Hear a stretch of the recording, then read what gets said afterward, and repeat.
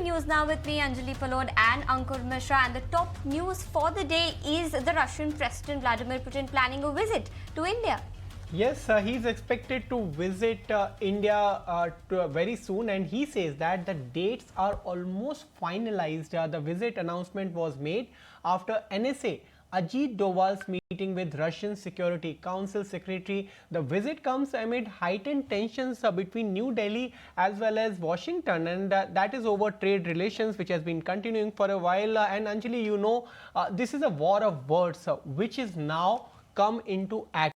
You have seen that US President has made statement. In fact, 25% additional tariffs have been imposed, and India has been very clear on their stand. In fact, without mincing words, they have mentioned that US themselves continue to import from Russia. So now, who is whose friend? That needs to be aligned. And US President Donald Trump on Wednesday actually signed a new executive order imposing additional 25% tariffs on India. And after that, the series of meetings which can be there in next month are planned, and Putin will also be meeting US President Donald Trump in coming days. Also there is a confirmation that both the sides are preparing for the high stakes meeting, what Trump's called highly productive talks in Moscow. On Putin's visit to India, let's listen into NSA Doval's announcement which has happened.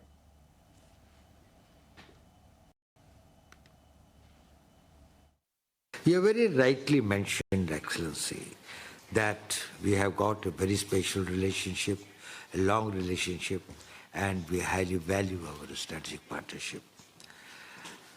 We have had high-level engagements, and these relationships, these high-level engagements have contributed very substantially. We are very excited and delighted to learn about the visit of His Excellency, the President of Russia, President Putin, to India.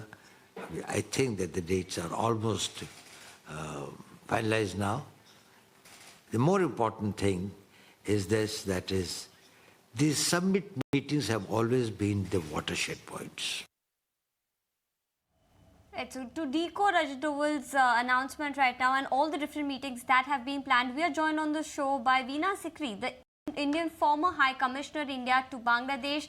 Welcome, Veena, to the show. It's lovely to have you on ET now. There are a bunch of meetings to decode here. Let's look at them one by one. First of all, the Russia-US meet. Now that has come on the heels of very heated, discussions between both the countries. What do you make of that visit? Do you think a deal is likely to be finalized between both of those countries? Well, we do know that President Trump had promised this deal even during his campaigning, and he said that he would focus on it the moment he got elected, and within 24 hours or thereabouts, there would be a deal and the fighting between Ukraine and Russia would stop.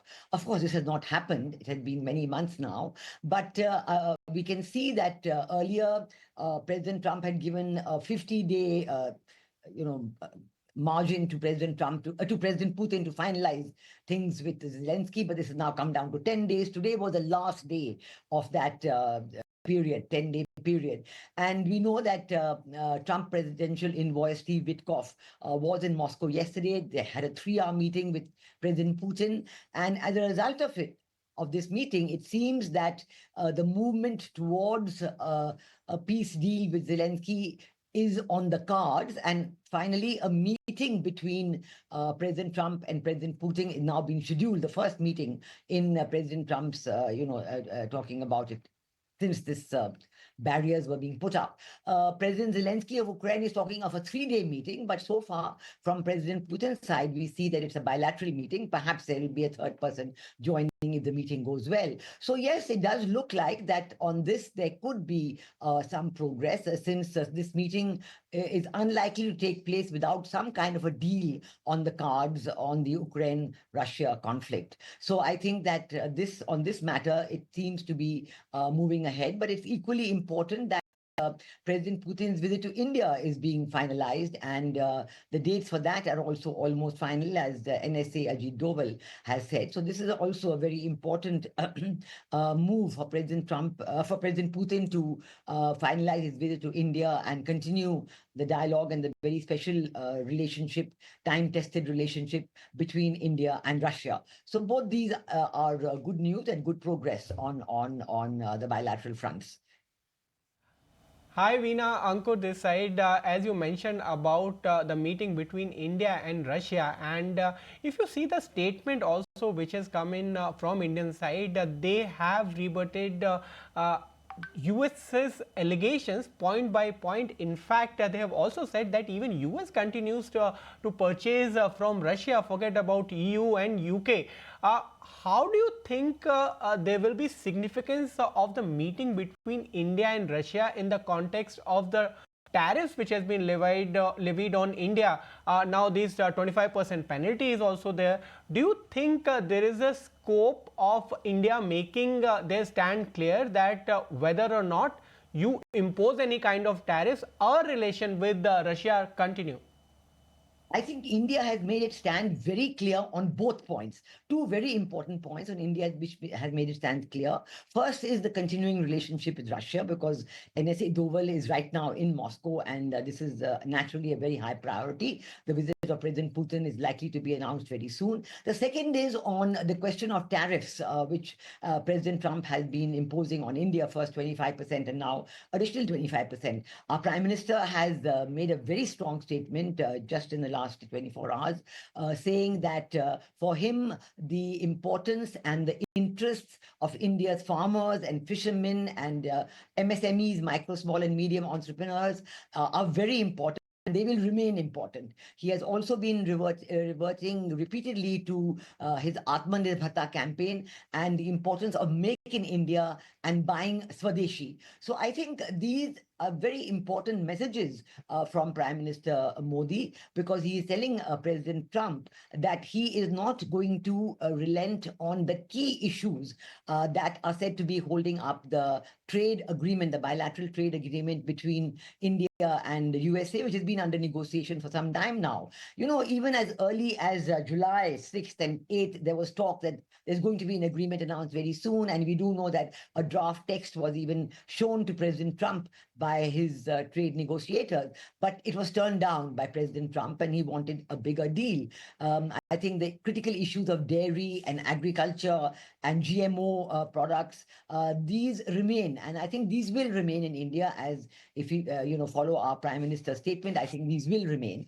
So I think that there will be no easy deal between India and the USA, and I think that there is still a 20-day gap between the imposition of the additional 25% tariff that had come in on August 27th. We do know that on August 25th or thereabouts, there is going to be another round of negotiations between India and USA. The trade representatives from USA are coming to Delhi at that time. So there is one more chance, but I do say again that on these critical items, there is not going to be any give from the Indian side. And I think the Indian side has been absolutely right in calling out the situation which most other countries in the world seem to be, avoiding or brushing under the carpet. And that is that Russia continues to trade with the USA. And maybe USA has had even $2 billion of trade in the last 6 months between Russia and USA on items like fertilizers, uranium, palladium, other minerals, and so on. And that continues. And if you look at the European Union, who have also been threatening, 500% tariffs on India, they are even larger. They buy more from, much more from Russia than India does. As our External Affairs Minister said, they do more trade with Russia in one afternoon than India does in a whole month or even many months. So I think that this is very clear that India is prepared to take the leadership on this issue, to catch the bull by the horns, and to name it for what it is, that you cannot have selective imposition of tariffs, you cannot have double standards. And India has been calling out double standards on every issue. Whether it is terrorism, India calls out double standards. Whether it is tariffs, India calls out double standards. And I think this has had an important impact on the global south, on the countries of the global south. They value India's taking the leadership on these issues.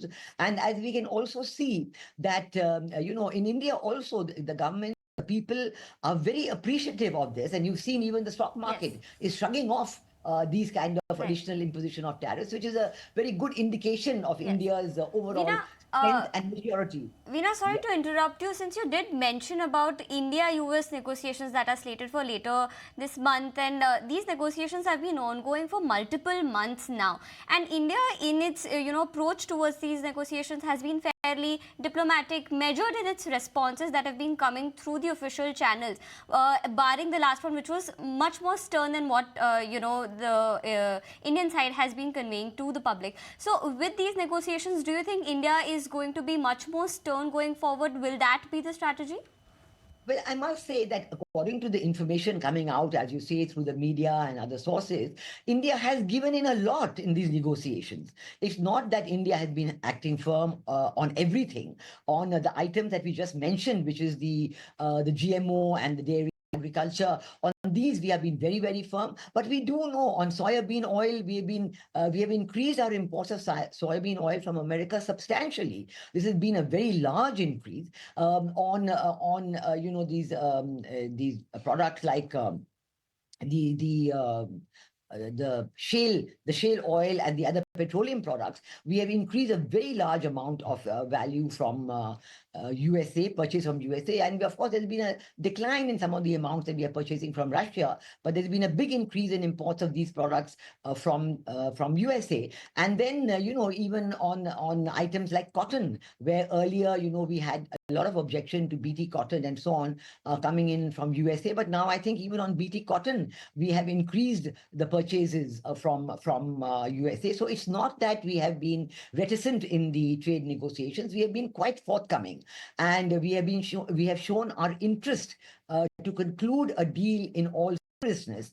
I've always felt that in addition to goods and trade, we should look at goods and services. We should look at the overall contribution of India to the American economy by investments, by Indian students going there in large numbers. There's a very, very broad way of looking at the bilateral trade and the contribution of each country to the other's economy. But I think one of the biggest factors that we have to take on board now that the trade negotiations have come to such a difficult pass, and we've gotten this additional 25% tariff imposition, and this has to do with the trust between America and India.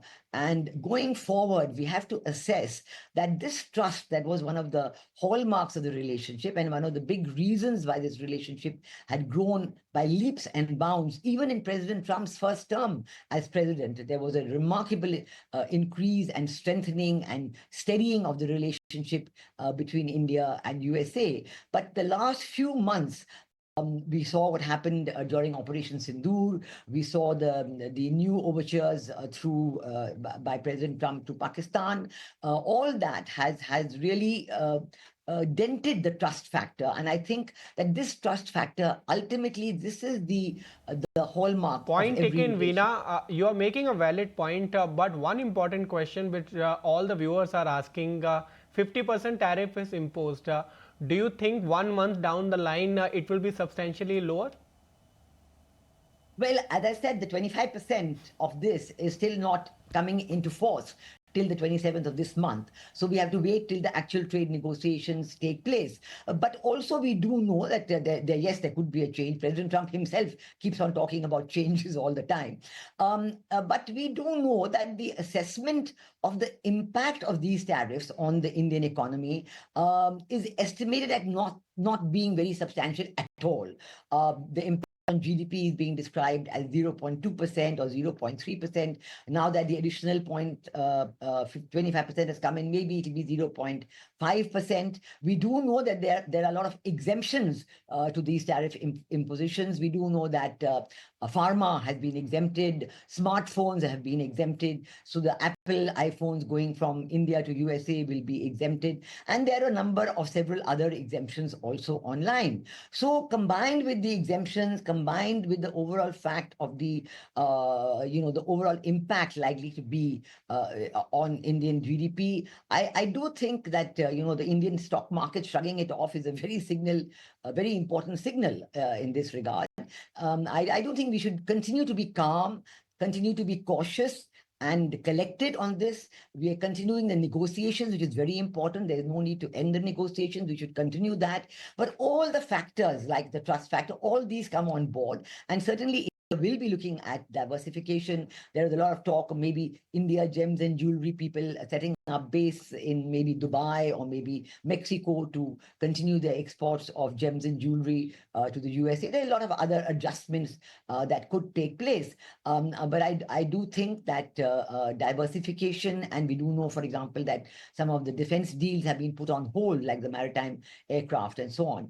So all these adjustments are there, and we are having a number of other talks with the India-UK FTA was a substantial agreement. We have seen that that is expected to contribute substantially to India's GDP growth.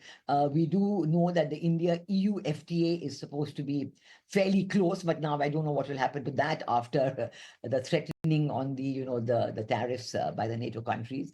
So these are many different aspects of the issue, but we are doing absolutely the right thing by, number one, continuing the negotiations, and number two, indicating that we are looking at all options. And I think President Putin's visit is an important one. Our Prime Minister is going to China. That is also an important one for the SCO summit. So we are looking at many issues, and I think that the dynamics of the people-to-people relationship between India and USA, these will continue, because this has been the bedrock of the relationship in good times and bad.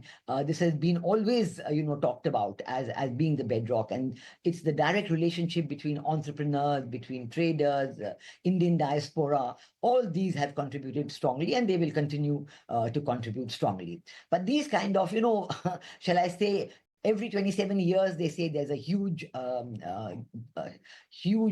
obstacle, a huge hindrance which comes in. In 71, we had Bangladesh Liberation War. Yeah. 27 years later, 1998 was the Pokhran, and now 27 years later this. But let's see, I think we have to be very calm and... Yeah, I think we'll have to wait and watch on this one. Thank you so much, Veena, for coming in and sharing your thoughts and views on this.